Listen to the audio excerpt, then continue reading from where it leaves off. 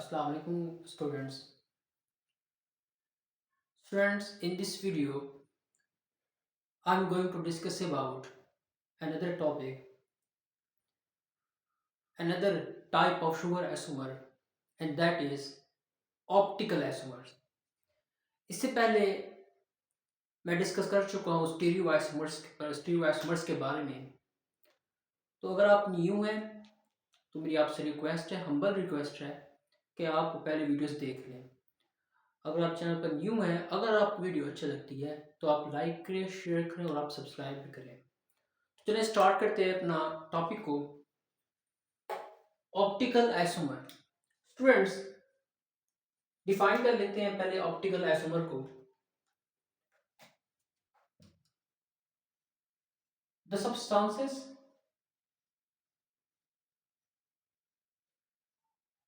that have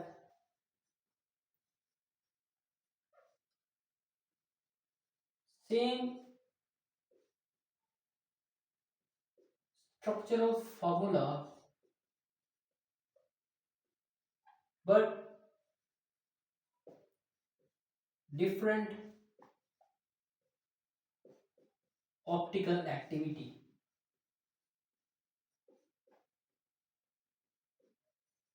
students, optical isomer की definition क्या है? The substances that have same structural formula but different optical activity, they are called as optical isomer. Students, इसका क्या मतलब हो सकता है? What does it mean optical activity? What does it mean optical activity? इसको हमने अंडरस्टैंड करना है। अब ऑप्टिकल एक्टिविटी को अंडरस्टैंड करने से पहले मैं अपनी प्रीवियस वीडियो में एसिमेट्रिक कार्बन को डिस्कस कर चुका हूँ। स्टूडेंट्स, एसिमेट्रिक कार्बन कहते हैं वो कार्बन जिसके पास 4 डिफरेंट ग्रुप्स हो। उस एसिमेट्रिक कार्बन को कायरल कार्बन भी कहते हैं, उसी एसिमेट्रिक कार्बन को ऑप्टिकल एक्टिव कार्बन भी कहते हैं। अब ऑप्टिकल एक्टिव कार्बन की वजह से आप देखेंगे कि ऑप्टिकल रोटेशन में वेरिएशन आएंगे। अब देखिए यहाँ पर इस ऑप्टिकल एक्टिविटी को हमने अंडरस्टैंड करना है। अब देखिए, सपोज करें अब मैं यहाँ पर एक ग्लूकोज का सॉल्यूशन लेता हूँ। Suppose this is the solution of glucose, it is a glucose solution.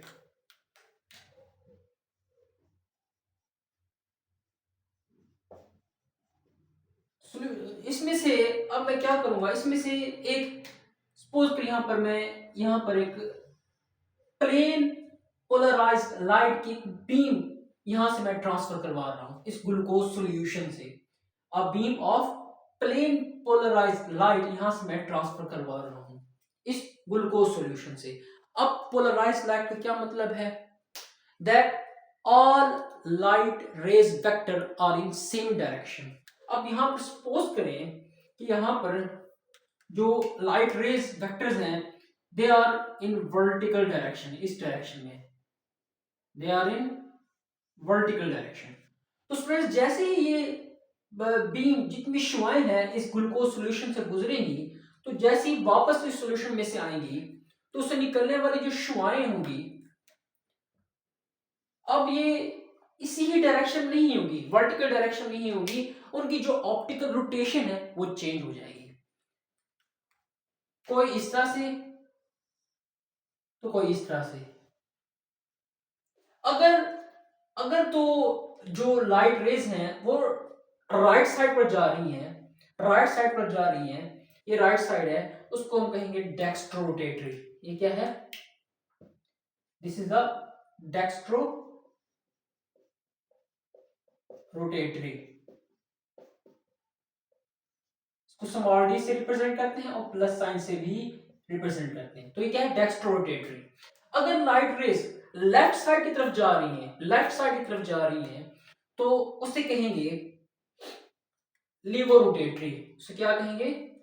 लीवो rotatory.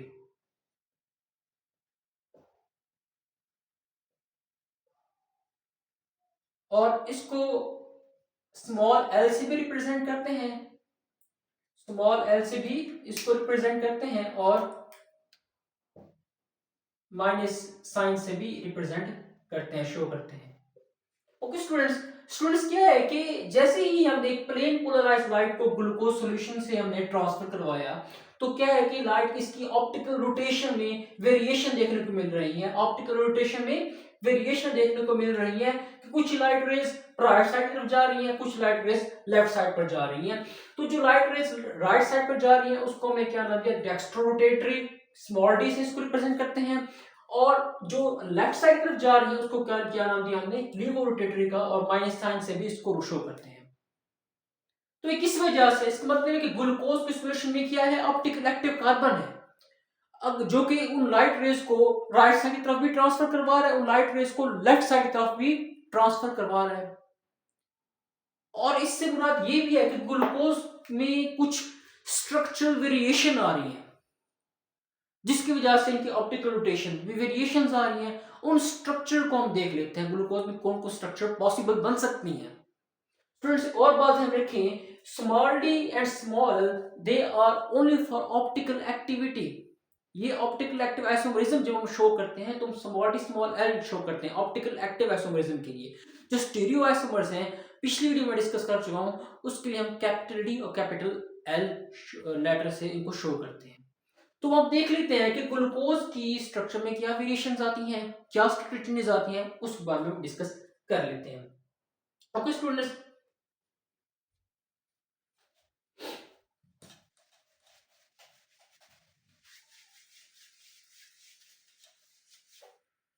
Students in case of carbohydrate, carbohydrate के केस में ग्लूकोज डिफरेंट कंडीशन में डिफरेंट ऑप्टिकल रोटेशन देता है। कार्बोहाइड्रेट के केस में ग्लूकोज डिफरेंट कंडीशंस पर different optical rotation देता है इन केस ऑफ कार्बोहाइड्रेट। अब हम उसको डिस्कस कर लेते हैं। In case of carbohydrates,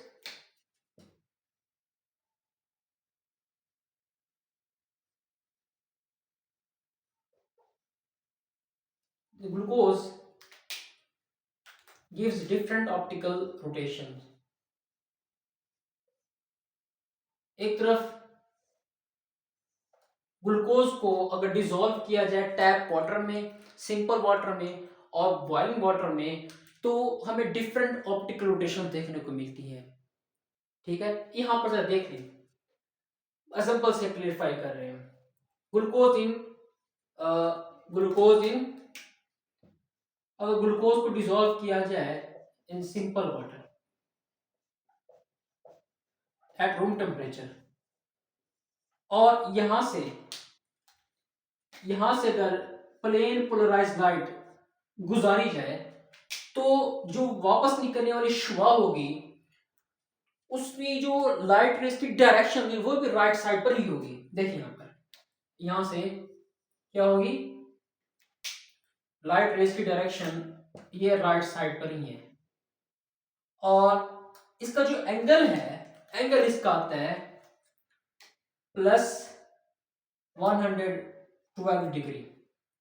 plus sign क्या शो कर रहा है, डेक्स्ट्रोरोटेटरी, क्योंकि जो इससे बाहर निकल रही राइट रेज हैं वो किस तरफ मूव कर रही है, राइट साइड की तरफ मूव कर रही है। तो यहाँ पर जो एंगल बना है वो क्या है, 112 डिग्री डेक्स्ट्रोरोटेटरी। अगर ग्लूकोज को एक और कंडीशन देखते हैं, अगर ग्लूकोज को बॉइलिंग वाटर में डिसॉल्व करें और वहां से अगर हम एक प्लेन पोलराइज्ड लाइट को गुजारें, तो वहां से हमें क्या देखने को मिलेगा, वहां देख लेते, यहां देख लेते हैं। देखें, ये ग्लूकोज को हम डिसॉल्व कर रहे हैं एक बॉइलिंग वाटर में, ग्लूकोज इन बॉइलिंग वाटर। अब इसमें से हम एक प्लेन पोलराइज्ड लाइट की शुआ गुजार रहे हैं। अब इससे निकलने वाली शुआ होगी फ्रेंड्स, वो भी लाइट रेस वो भी राइट साइड की तरफ ही मूव करेंगे। लेकिन जो एंगल होगा, एंगल में देखिए आपको इस एंगल से उस एंगल में जमीन आसमान का फर्क होगा। यहां पर देखिए, अभी जो एंगल बनेगा यहां पर, ये देखिए, ये भी डेक्स्ट्रोरोटेटरी ही होगा, लेकिन +19 डिग्री। ओके स्टूडेंट्स, अब यहां पर देखिए एक ग्लूकोज का मॉलिक्यूल है, डिफरेंट कंडीशन में डिफरेंट ऑप्टिकल रोटेशंस आपको नजर आ रही हैं। ये देखिए यहाँ पर, ये +1 है 12 डिग्री, +90 डिग्री 19 डिग्री।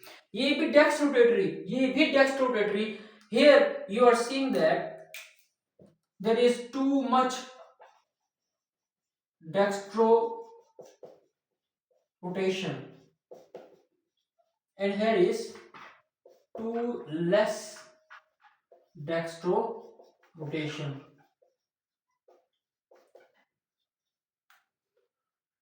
तो स्टूडेंट्स क्या वजह है? डिफरेंट कंडीशन है तो है ग्लूकोज। इसकी वजह है कि इस ग्लूकोज की स्ट्रक्चर में चेंजेस आ रहे हैं, ग्लूकोज की स्ट्रक्चर में वेरिएशंस आ रही हैं। ओके, तो हम यहाँ पर अंडरस्टैंड करते हैं कि क्या वेरिएशन आ सकती हैं, वो हम देख लेते हैं।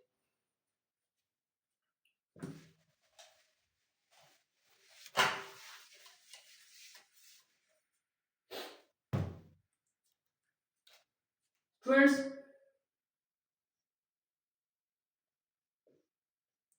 this is an aldehyde group.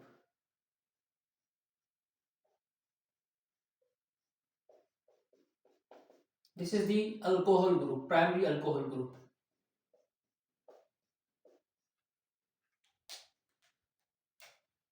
This is hydroxyl group, hydrogen group, hydroxyl group, hydrogen group, hydrogen group, hydroxyl, hydroxyl and hydrogen. ये ग्लूकोज की एक स्ट्रक्चर है। अब स्टूडेंट्स नंबरिंग कर लेते हैं यहाँ पर। Carbon number 1 2 3 4 5 and 6। स्टूडेंट्स इस ग्लूकोज के स्ट्रक्चर में बहुत सारे इंटर रिएक्टिव ग्रुप्स हैं, बहुत सारे इंटर रिएक्टिव ग्रुप्स हैं। अब कार्बन, ये कार्बन जो है, ये कार्बन नंबर 1 ये कभी भी कार्बन नंबर 2 कार्बन नंबर 3 से रिएक्ट नहीं करेगा। Carbon number 1 carbon number 2 carbon number 3 से रिएक्ट नहीं करेगा, क्योंकि यहां पर स्ट्रिक्टली हिंड्रेंस के चांसेस बहुत ज्यादा हैं, क्योंकि यहां पर शार्प बेंडिंग की जरूरत पड़ेगी और स्ट्रिक्टली हिंड्रेंस के चांसेस बहुत ज्यादा हैं। स्ट्रक्चर्स नहीं बनेगी, स्ट्रक्चर बनेगी तो खराब हो जाएगी, स्ट्रक्चर नहीं बनेगी। लेकिन यहां पर देखें कार्बन नंबर 1 मोर पॉसिबिलिटीज हैं, मोर चांसेस हैं कार्बन नंबर 1 इजीली एक तो इसके साथ भी रिएक्ट कर सकता है, रिएक्शन कर सकता है, और कार्बन एक तो ये कार्बन नंबर 5 के साथ भी रिएक्शन कर सकता है। दोनों पॉसिबिलिटीज हम देखेंगे। पहले हम देखते हैं कार्बन नंबर 1 का रिएक्शन कार्बन नंबर 5 के साथ, वो पहले देख लेते हैं। यहां पर देखें, this is the carbon number 1,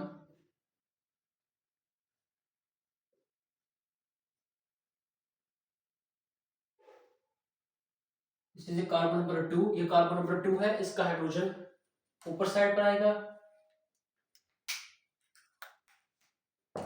hydrogen upper side, hydroxyl group नीचे साइड पर आएगा, नीचे आएगा। नेक्स्ट थर्ड कार्बन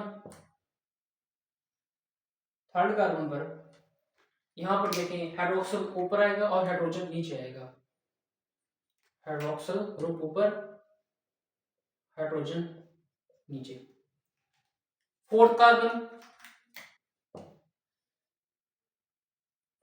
पर हाइड्रोजन ऊपर और हाइड्रोक्सिल ग्रुप नीचे। मैं यहां पर ऐसे लिख रहा हूं, हाइड्रोजन ऊपर, हाइड्रोक्सिल ग्रुप नीचे। फिफ्थ कार्बन यहां पर देखें, ये फिफ्थ कार्बन है। अब हाइड्रोक्सिल ग्रुप इस साइड पर आएगा, हाइड्रोजन नीचे आएगा। ये फिफ्थ कार्बन का हाइड्रोक्सिल ग्रुप इधर आ गया और हाइड्रोजन यहां पर आ गया। सिक्स कार्बन ये ऊपर आएगा, सिक्स कार्बन ऊपर आएगा, CH2OH। ये स्ट्रक्चर बनाया हमने, कार्बन नंबर 1 का रिएक्शन कार्बन नंबर 5 के साथ करवाया। ये जो यहां पर लेफ्ट साइड पर आपको नजर आ रहे हैं ग्रुप्स, को ऊपर साइड पर लिखेंगे, जो राइट साइड पर नजर आ रहे हैं इसको नीचे लिखेंगे। ये स्ट्रक्चर स्टूडेंट्स, अब मैंने हाइड्रोक्सिल ग्रुप यहां पर क्यों लिखा? हाइड्रोक्सिल ग्रुप क्योंकि ये डायरेक्ट रिएक्शन के साथ इस कार्बन के साथ मोर पॉसिबिलिटीज हैं, जैसे जैसे रिएक्शन चलेगा तो ये जो ऑक्सीजन है ये रिएक्शन करेगा इस कार्बन के साथ, इस कार्बन के साथ रिएक्शन करेगा। अब मैं इसको रीअरेंज कर लेता हूं, स्ट्रक्चर कुछ इस तरह से बनेगी। ये देखिए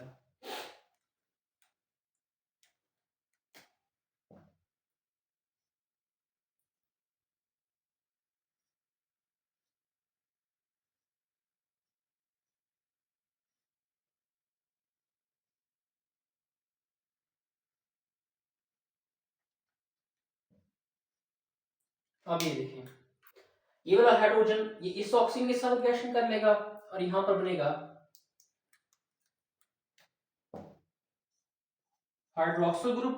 ये हाइड्रोजन से ऊपर रहेगा, बाकी सेम चेंजेस सेम सेम ही स्ट्रक्चर्स आएंगे।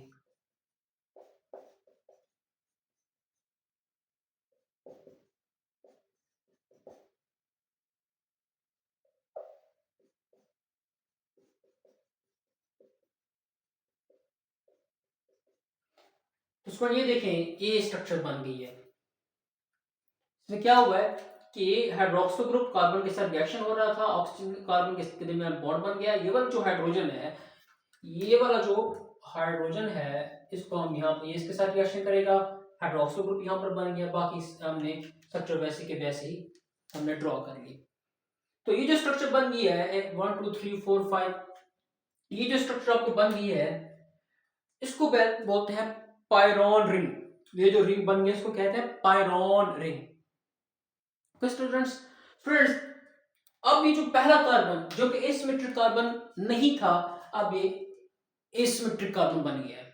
ये क्या बन गया है? Asymmetric carbon. मीन के एक और स्ट्रक्चर भी इससे एक और आइसोमर भी बन सकता है। नेक्स्ट जो आइसोमर बनेगा उसमें हाइड्रोक्सिल ग्रुप ऊपर होगा, हाइड्रोजन नीचे होगा। क्योंकि अब हाइड्रोक्सिल ग्रुप नीचे है तो आप इस कंप्लीट स्ट्रक्चर को नाम क्या देंगे? देखिए क्योंकि हाइड्रोक्सिल ग्रुप नीचे है, अल्फा अल्फा डेक्स्ट्रो, क्योंकि डेक्स्ट्रो देखिए ना यहाँ पर हाइड्रोक्सिल ग्रुप ये राइट सेक्टर है तो हमने क्या नाम दिया था? डी सीरीज में इसको शामिल किया था। ठीक है, तो अल्फा डेक्स्ट्रो ग्लूको पायरानोज। अब ये कंप्लीट नेम बन गया। पायरॉन रिंग थी तो पायरानोज, पहले ही डेक्स्ट्रो पहले ही वो डी सीरीज से बिलोंग करते थी तो हमने डी लिखी यहाँ पर। ये अल्फा क्योंकि हाइड्रोक्सिल ग्रुप नीचे है अल्फा, जब ये हाइड्रोक्सिल ग्रुप ऊपर आ जाएगा तो हम अल्फा की बजाय बीटा लिखेंगे। ये स्ट्रक्चर्स हैं स्टेबल स्ट्रक्चर जो हमारे सेल में पाई जाती है। कि यही जब एक ग्लूकोज डिजोल्व करेगा हमारे वाटर में, क्योंकि हमारे ब्लड में हमारे पूरी बॉडी में 70% वाटर ही है, जब वो डिजोल्व होगा तो ये स्ट्रक्चर बन जाएंगे। यही स्टेबल स्ट्रक्चर है। ये हार्वर्ड प्रोडक्शन फार्मूला है आपके सामने। ये स्ट्रक्चर ये फिशर प्रोडक्शन फार्मूला है, एमएल फिशर ने इंट्रोड्यूस करवाया था। ये है आपके सामने Harvard production formula, cyclic structure, ring structure. तो स्टूडेंट्स एक पॉसिबिलिटी हमने देख ली, कार्बन 1 का रिएक्शन देखा कार्बन नंबर 5 के साथ। अब हम देखेंगे कार्बन नंबर 1 का रिएक्शन कार्बन नंबर 4 के साथ।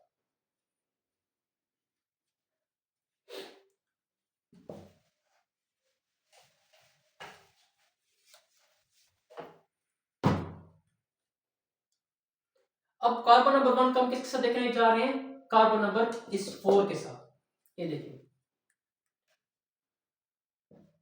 कार्बन सेम टू सेम वैसे ही है, बस थोड़ी बहुत चेंजिंग करनी पड़नी है इसमें।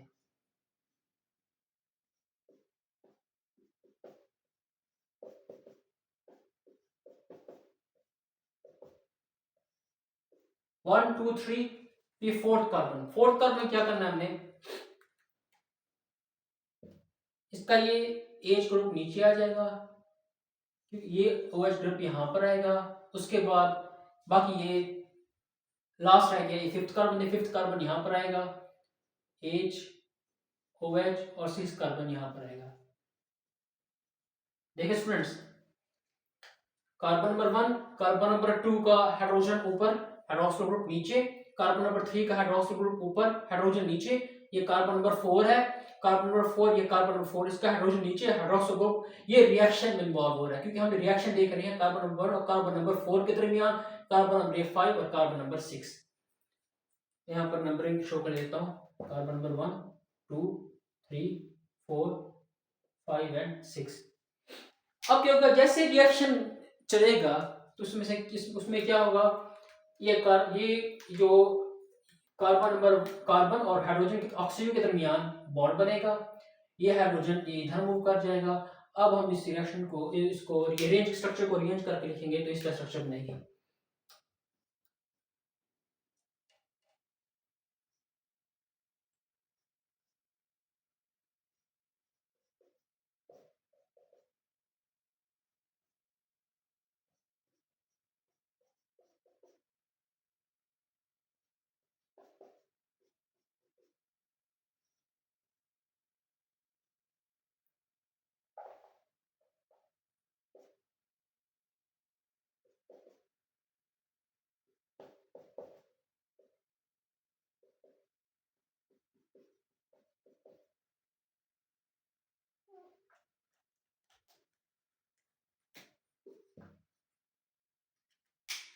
तो स्टूडेंट जगह की कहीं की वजह से मैंने ऐसे लिखा है, ये यहाँ पर इस तरह से आएगा, ये ऑक्सीजन यहाँ पर आएगा, ये कार्बन यहाँ पर, ये स्ट्रक्चर बन गई। अब देख लें यहाँ पर, अब ये जो स्ट्रक्चर आपको नजर आ रही है, ये जो स्ट्रक्चर आपको नजर आ रही है ना, ये देखें सेम वैसे का वैसे ही है। यहाँ पर क्या, बस वो हमने रिमेट कर देनी है, बाकी स्ट्रक्चर बन जाएगी। ये जो आपको रिंग नजर आ रही है, यह है फ्यूरॉन रिंग। ये क्या है? Furan ring. सेम वे, ये पहला कार्बन एसिमेट्रिक कार्बन नहीं था, अब ये एसिमेट्रिक कार्बन बन गया है। अब चूंकि हाइड्रोक्सो ग्रुप नीचे है, हाइड्रोक्सो ऊपर भी आ सकता है। अब हाइड्रोक्सो ग्रुप के नीचे है, तो इस तरह से इसकी स्ट्रक्चर क्या बन जाएगी, ये नीचे हाइड्रोक्सो ग्रुप क्या होगा, अल्फा, क्या, अल्फा डेक्स्ट्रो ग्लूको फ्यूरानोज, क्योंकि फ्यूरॉन रिंग बन रही है। कौन सी रिंग बन रही है? Furan ring. एक फ्यूरॉन रिंग बनी, तो इसको नाम दिया फॉस्फेटिक ग्लूको फ्यूरानोज। स्टूडेंट्स स्टूडेंट्स ये हमने दोनों पॉसिबिलिटीज देख रही, reaction carbon number 1 carbon number 5 के दरमियान, और reaction carbon number 1 carbon number 4 के दरमियान देख लिया। असल में यही ही वेरिएशन, स्ट्रक्चरल वेरिएशन आ रही थी, जिसकी वजह से ऑप्टिकल रोटेशन में भी वेरिएशन आ रही थी। और इंशाल्लाह ये आज का लेक्चर के बारे में था। नेक्स्ट वीडियो में मैं डिस्कस करूंगा कि ऑप्टिकल रोटेशन एक्सपेरिमेंट कैसे टैंड्रेट ने परफॉर्म किया था, और कैसे कैसे ऑप्टिकल रोटेशन में वेरिएशन आ रही थी। इंशाल्लाह नेक्स्ट वीडियो में डिस्कस करेंगे। Keep watching and thank you.